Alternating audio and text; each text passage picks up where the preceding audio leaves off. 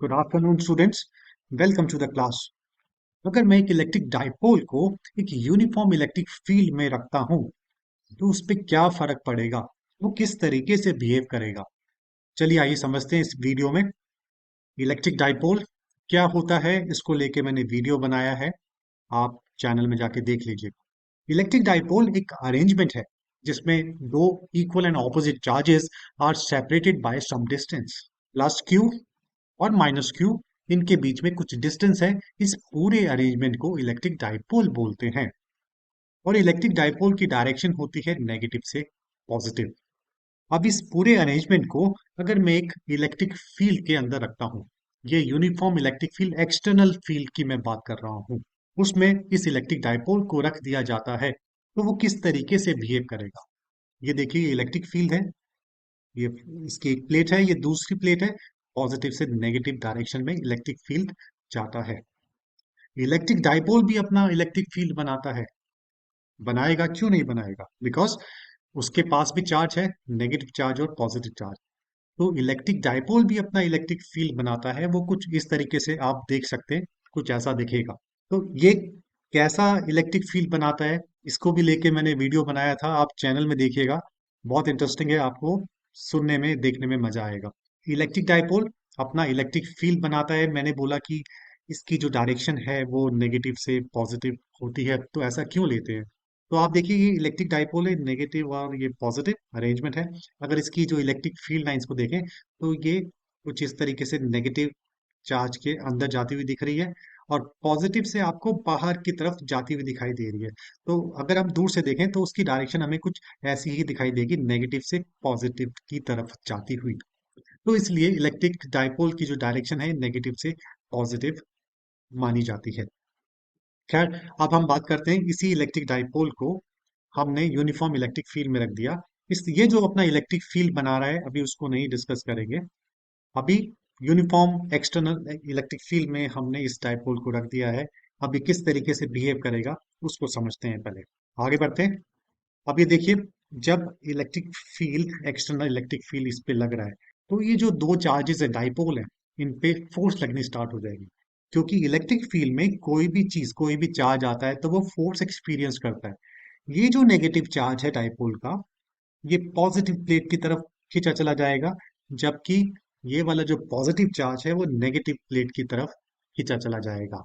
अब एक चीज और समझिए, दोनों इक्वल एंड ऑपोजिट चार्ज है। अब फोर्स की डायरेक्शन देखिए, एक की डाउनवर्ड है और एक की अपवर्ड है। ऑपोजिट डायरेक्शन है और दोनों की जो फोर्स लग रही है उसका मैग्नीट्यूड इक्वल है। तो जो नेट फोर्स होगी दैट वुड बी जीरो। एक ऊपर की तरफ लग रही है और एक नीचे की तरफ लग रही है, तो net force would be zero. पर अगर मैं आपसे बोलूं आंख बंद करके विजुलाइज करो, क्या इसमें आपको कोई मूवमेंट देखने को नहीं मिलेगी?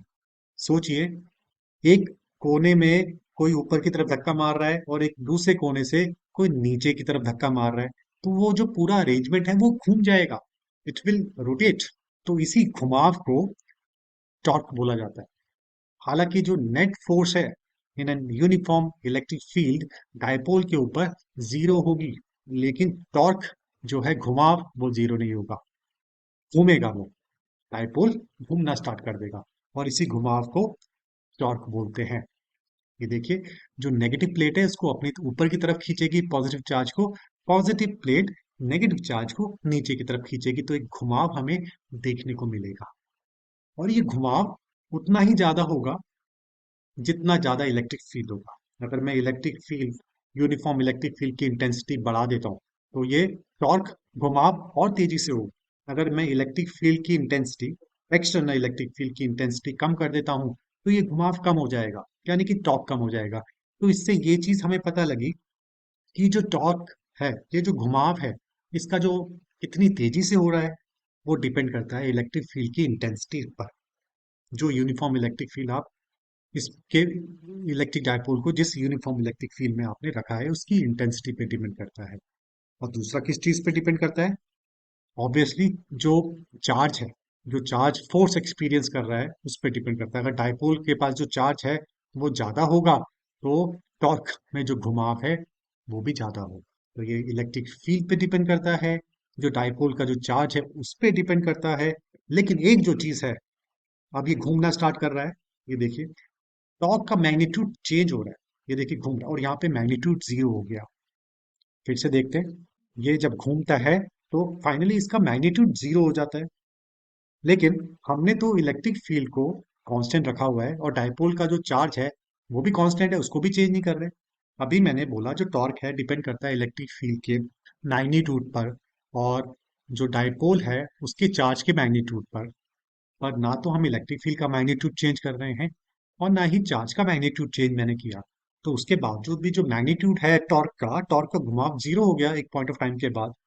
तो ऐसा क्यों हुआ? तो इसका मतलब ये है कि वो किसी एक और चीज पे डिपेंड करता है। वो कौन सा फैक्टर है उसको भी समझते हैं। अब देखिए, एक एग्जांपल से मैं आपको समझाना चाहता हूँ जो हम डेली लाइफ में देखते हैं।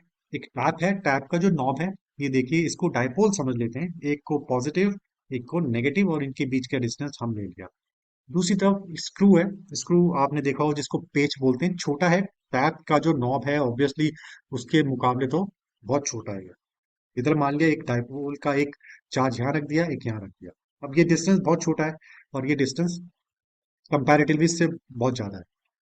अब ये जो टैप है ये भी उतनी फोर्स से फिक्स है जितनी फोर्स से ये स्क्रू इस वुड के अंदर फिक्स है। मतलब कि अगर मुझे खोलना है तो सेम फोर्स लगानी पड़ेगी।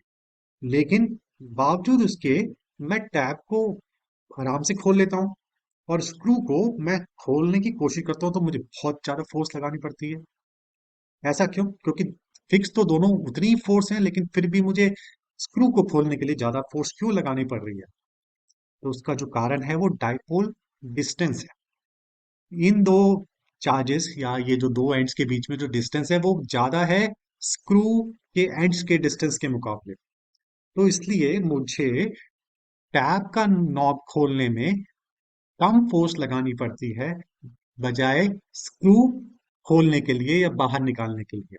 तो डाइपोल का जो डिस्टेंस है, दो पोल्स जो पॉजिटिव चार्ज और नेगेटिव चार्ज के बीच में जो डिस्टेंस है वो अगर कम होगा तो आपको ज्यादा फोर्स लगानी पड़ेगी। अगर वो ज्यादा होगा तो कम फोर्स में भी आप डाइपोल को घुमा सकते हो। अब एक चीज और समझते हैं। अब बात करते हैं अपने डाइपोल की, बात करते हैं डाइपोल पे दोबारा आ जाते हैं। ये जो डाइपोल है इनके बीच का डिस्टेंस तो सेम ही है, 2a। मैंने बोला कि डाइपोल का जो डिस्टेंस है अगर वो कम होगा तो टॉर्क कम हो जाएगा, लेकिन डिस्टेंस तो सेम ही है, डिस्टेंस तो चेंज नहीं हो रहा। ध्यान से देखिए, इसका जो डिस्टेंस है दैट इज परपेंडिकुलर डिस्टेंस। ये जो ऑपोजिट फोर्स है माइनस क्यू ई और प्लस क्यू ई, इनके बीच का जो परपेंडिकुलर डिस्टेंस है जो कि मैंने ये रेड लाइन से शो किया है, ये देखिए ये कम हो रहा है। ये देखिए ये कम हो रहा है और फाइनली यहाँ पे जीरो हो गया। तो जैसे ही इन ऑपोजिट फोर्सेस के बीच में परपेंडिकुलर डिस्टेंस जीरो हो गया तो टॉर्क का मैग्नीट्यूड भी जीरो हो गया। अगर इनके बीच का डिस्टेंस ज्यादा होगा तो टॉर्क का मैग्नीट्यूड ज्यादा रहेगा, अगर डिस्टेंस कम होता रहेगा तो टॉर्क भी कम होता रहेगा, और इस पॉइंट ऑफ टाइम पे जो टॉर्क है जीरो हो जाएगा। ये जो फोर्सेस है ऑपोजिट फोर्सेस एक ही लाइन पर अलाइन हो गई। देखिए जब एक ही लाइन पर अलाइन हो जाएंगी ये फोर्सेस तब टॉर्क जीरो हो जाएगा। है ना कितनी मजेदार बात? तो फाइनली मैं ये बोल सकता हूँ जो टॉर्क का जो मैग्नीट्यूड है वो डिपेंड करता है डाइपोल के चार्ज पर, यूनिफॉर्म इलेक्ट्रिक फील्ड की स्ट्रेंथ पर, और perpendicular distance between the dipoles. तो हम बोल सकते हैं जो कि 2a sine theta, theta angle है इलेक्ट्रिक फील्ड और डाइपोल के डिस्टेंस के बीच में। तो जो टॉर्क है that is charge into electric field into perpendicular distance. तो फाइनली इस तरीके से टॉर्क के मैग्नीट्यूड को हमने डिफाइन किया। अब बात करते हैं इसकी डायरेक्शन की। टॉर्क एक वेक्टर क्वांटिटी है तो ऑब्वियसली इसकी डायरेक्शन भी होगी। इसकी डायरेक्शन को समझने के लिए वही टैप का एग्जांपल मैं लेता हूँ। जब आप टैप को खोलते हैं, मान लिया इस वाले एंड को मैं आउटवर्ड की तरफ धक्का दे रहा हूँ और इस वाले एंड को इनवर्ड की तरफ धक्का दे रहा हूँ, तो क्या होगा? अगर मैं ऊपर से देखूंगा तो ये काउंटर क्लॉकवाइज घूम रहा है मेरा टैप का जो नॉब है। तो जब ये काउंटर क्लॉकवाइज घूमेगा, आप इसको विजुलाइज करो, तो जो नॉब है वो ऊपर की तरफ आएगा। नॉब आपको ऊपर की तरफ आता हुआ दिखाई देगा। और सिमिलरली अगर स्क्रू को मैं, ये जो पॉजिटिव एंड है इसको बाहर की तरफ पुश करता हूँ और नेगेटिव को अंदर की तरफ घुमाता हूँ, तो आप देखोगे जो स्क्रू है वो ऊपर की तरफ निकलता हुआ आ रहा है। देखिए कुछ इस तरीके से।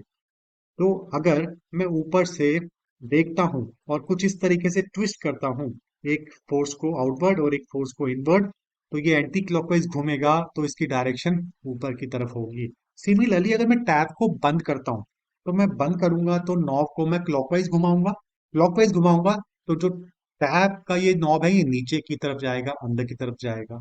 तो जब मैं एंटी क्लॉकवाइज घुमाऊंगा तो ये ऊपर की तरफ आएगा, जब मैं क्लॉकवाइज घुमाऊंगा तो ये नीचे की तरफ जाएगा। तो ये डायरेक्शन हुई टॉर्क। तो टॉर्क अगर हम ऊपर से देख रहे हैं, डाइपोल अगर एंटी क्लॉकवाइज घूम रहा है तो वो ऊपर की तरफ आएगा, अगर वो क्लॉकवाइज घूम रहा है तो वो नीचे की तरफ जाएगा। तो इस तरीके से हमने इसकी मैग्नीट्यूड को भी और इसकी डायरेक्शन को भी डिफाइन कर दिया। अब आगे देखते हैं। ये एक चीज और है, जब इसने अपने आप को परफेक्टली अलाइन कर लिया, पर ये एकदम से नहीं रुकता। क्यों नहीं रुकता? बिकॉज एक मोमेंटम ये गेन कर लेता है एकदम से, जैसे इलेक्ट्रिक फील्ड इसको खींच रहा है ऐसे, तो एकदम से नहीं रुकता, ये कुछ आगे की तरफ बढ़ जाता है। तो ये it is due to inertia, inertia की वजह से ये आगे की तरफ बढ़ जाता है। और अगर मैं इस पॉइंट ऑफ टाइम पर जो इलेक्ट्रिक फील्ड है उसकी पोलैरिटी को ऑपोजिट कर दूं, ये देखिए पहले इलेक्ट्रिक फील्ड ऊपर की तरफ नेगेटिव था, नीचे पॉजिटिव था। जैसे ये थोड़ा सा अपनी इनर्शिया की वजह से थोड़ा सा टेढ़ा हुआ डाइपोल, मैंने इलेक्ट्रिक फील्ड को ऊपर की पोलैरिटी पॉजिटिव कर दी, नीचे की नेगेटिव कर दी। तो क्या हुआ? जो पॉजिटिव चार्ज था अब वो नीचे की तरफ खिंचा आ रहा है और नेगेटिव चार्ज ऊपर की तरफ खिंचा जा रहा है। तो वो देखिए कुछ इस तरीके से विजुअलाइज करिए, ये इस तरीके से घूमना स्टार्ट हो जाएगा। अब ये फिर से परफेक्टली अलाइन हो गया, तो मैंने क्या किया, फिर से पोलैरिटी चेंज कर दी ताकि नेगेटिव नीचे आ जाए और पॉजिटिव ऊपर चला जाए। तो इस तरीके से अगर मैं पोलैरिटी चेंज करूंगा, तो अगर मैं इसकी पोलैरिटी चेंज करता रहूं, जैसे ही ये इनर्शिया की वजह से थोड़ा आगे की तरफ आए, तो मैं इसको पूरा गोल गोल घुमा सकता हूँ। तो है ना कितनी मजेदार बात, कि अगर टाइमली मैं इसकी पोलैरिटी चेंज करता रहूं तो मैं इस डाइपोल को पूरा गोल गोल घुमाता रह सकता हूँ। I can heat water molecule. कैसे? अच्छा, वाटर मॉलिक्यूल आपको पता है, जो पानी का जो मॉलिक्यूल है वो एक डाइपोल है। डाइपोल किस तरीके से है? ऑक्सीजन ज्यादा इलेक्ट्रोनेगेटिव है हाइड्रोजन के मुकाबले। ऑक्सीजन के साथ दो हाइड्रोजन के एटम अटैच्ड हैं जो कि पानी का मॉलिक्यूल बनाते हैं। जो ऑक्सीजन है ज्यादा इलेक्ट्रोनेगेटिव है, ये जो शेयर्ड पेयर ऑफ इलेक्ट्रॉन्स हैं उसको अपनी तरफ खींच लेता है, ज्यादा अपनी तरफ खींच लेता है, जिसकी वजह से ऑक्सीजन में पार्शियल नेगेटिव चार्ज आ जाता है और हाइड्रोजन में पार्शियल पॉजिटिव चार्ज आ जाता है, और ये एक डाइपोल बन जाते हैं। और अगर मैं इसी डाइपोल को, अगर मैं एक इलेक्ट्रिक फील्ड में रख दूं और इलेक्ट्रिक फील्ड की पोलैरिटी चेंज करता रहूं, तो मैं इसको घुमा सकता हूँ कुछ इस तरीके से गोल गोल। ये देखिए इस तरीके से मैं गोल गोल घुमा सकता हूँ। अगर ये जो इलेक्ट्रिक फील्ड है इसकी पोलैरिटी मैं चेंज करता रहूं टाइमली, इस तरीके से, इस तरीके से, तो ये जो मेरा डाइपोल है पानी का जो मॉलिक्यूल है इसको ऐसे हिला सकता हूँ, ऐसे घुमा सकता हूँ गोल गोल, और ये भी ऐसे ही गोल गोल घूमेगा। जब ये आपस में गोल गोल घूमते घूमते पास में आएंगे, इनकी काइनेटिक एनर्जी बढ़ गई है गोल गोल घूमने से, पास में आएंगे आपस में टकराएंगे, these molecules will heat up, और ये हीट अप होंगे, और मैं पानी में इस तरीके से पानी को गर्म कर सकता हूँ। तो देखा आपने कि कैसे एक इलेक्ट्रिक फील्ड को चेंज करने से एक छोटा सा जो डाइपोल है, कैसे उसको हम घुमा सकते हैं, पानी को किस तरीके से आपने हीट कर दिया। तो ये एक फिनोमेना है कि आप electric changing electric field polarity change कर रहे हैं, उसका मैग्नीट्यूड यूनिफॉर्म रखा हुआ है, तो किस तरीके से हम एक डाइपोल को गोल गोल घुमा सकते हैं। और किस तरीके से हमने सीखा कि जो डाइपोल में जो टॉर्क है वो इलेक्ट्रिक फील्ड पर डिपेंड करता है, चार्ज पर डिपेंड करता है, जो डाइपोल का जो चार्ज है, और जो डाइपोल के बीच में परपेंडिकुलर डिस्टेंस है उस पर डिपेंड करता है। तो स्टूडेंट्स, मुझे लगता है आपको ये चीज़ क्लियर हुई होगी। अब इसको फटाफट समराइज कर लेते हैं। जो नेट फोर्स है इलेक्ट्रिक डाइपोल में in an electric field is zero.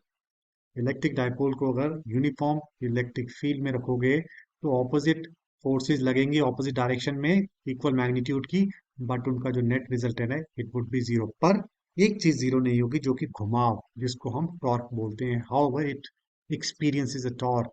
और ये जो टॉर्क है proportional to electric field charge and the perpendicular distance between the two opposite. Torque जो है is charge into electric field into perpendicular distance between the two opposite। Torque को tau से represent करते हैं, is equal to P dipole moment into electric field. अब आपके सामने एक छोटी सी क्विज है, इसको अटेम्प्ट कीजिए. The net force on a dipole in an uniform field is not zero. अगर डाइपोल को मैं यूनिफॉर्म इलेक्ट्रिक फील्ड में रखता हूं तो नेट फोर्स उसमें जीरो नहीं होगी. इज दिस ट्रू और false? Second one, as the perpendicular distance between the opposite forces in dipole decreases, the torque also decreases. एक इलेक्ट्रिक डाइपोल को मैंने यूनिफॉर्म इलेक्ट्रिक फील्ड में रखा है और वो घूम रहा है. तो जैसे जैसे इन डाइपोल के बीच में परपेंडिकुलर डिस्टेंस कम होता जाएगा, टॉर्क भी धीरे धीरे कम होता जाएगा. इज दिस ट्रू और फॉल्स? अब इसको पॉज कीजिए और इसको अटेम्प्ट कीजिए. Your time starts now. And the answers are, I hope आपको क्लियर हुआ होगा व्हाट इज डाइपोल और इलेक्ट्रिक फील्ड में रखने पर ये किस तरीके से बिहेव करता है. Thank you. I will see you in the next video. Have a nice day.